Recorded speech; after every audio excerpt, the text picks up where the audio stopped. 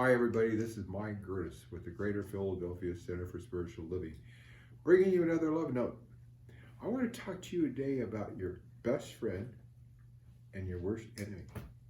Do you want to know something? They're the same. Because your best friend and your worst enemy is ourselves. Now, think about it. Would you tolerate anybody in your experience that beat up on you like you beat up on yourself?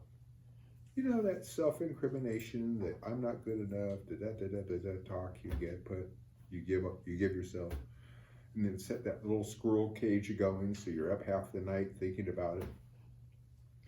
Well, you might blame your parents, you might blame this, you might blame that as to why you're doing it. But the point is, you're doing it. You're blaming yourself, you're criticizing yourself, you're condemning yourself. And you know what? Where's the payoff? There is no payoff. The only payoff is feeling miserable. And if you want to feel miserable, then keep on doing it.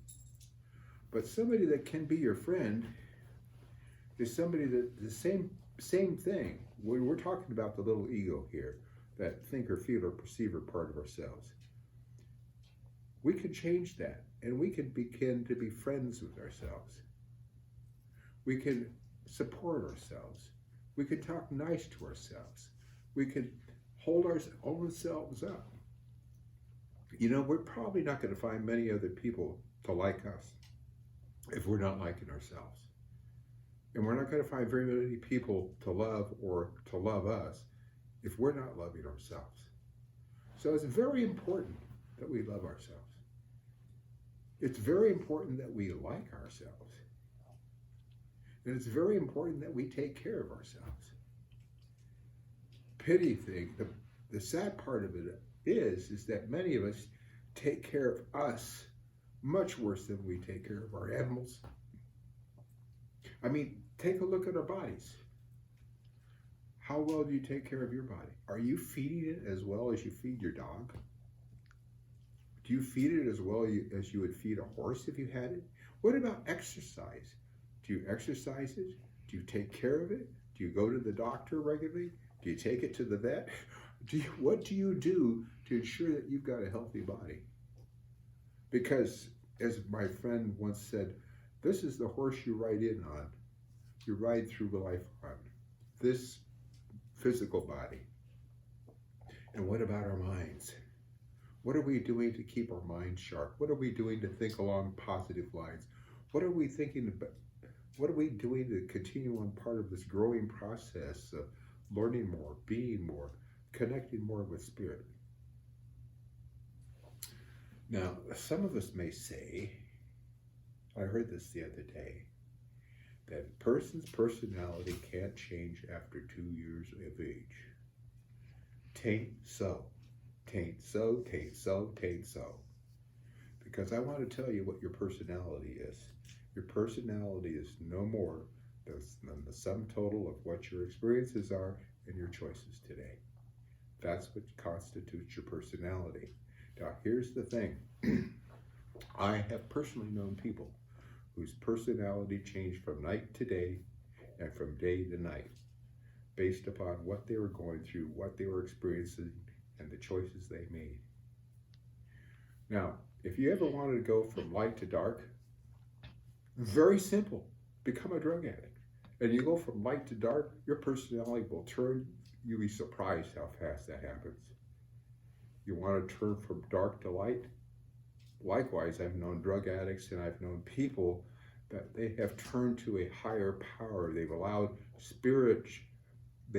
themselves to have a spiritual experience, and they have changed. They are new people. They're not the old man or the old woman they used to be. They call that recovery. And they learn to be friends with themselves. And they learn to have friends, make friends, be friends with other people. They learn how to fit in. They learn their place. They learn to be comfortable within their own skin. Are you comfortable within your own skin? If you are, that's great. If you're not, there are things you can do about It begins with making a choice. And when you find yourself starting to tear yourself down, judge yourself, do that kind of, put yourself down in any way.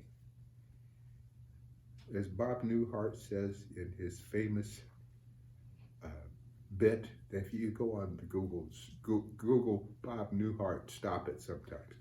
Stop it! Just stop it. I also like the phrase, holy hell no. Tell yourself, don't do that. I mean, don't do that. Stop that. Force yourself to think along positive lines. You can, if you will. And stop giving away your power to past memories. Stop giving your power away to experiences and regrets of the past, because it does no good.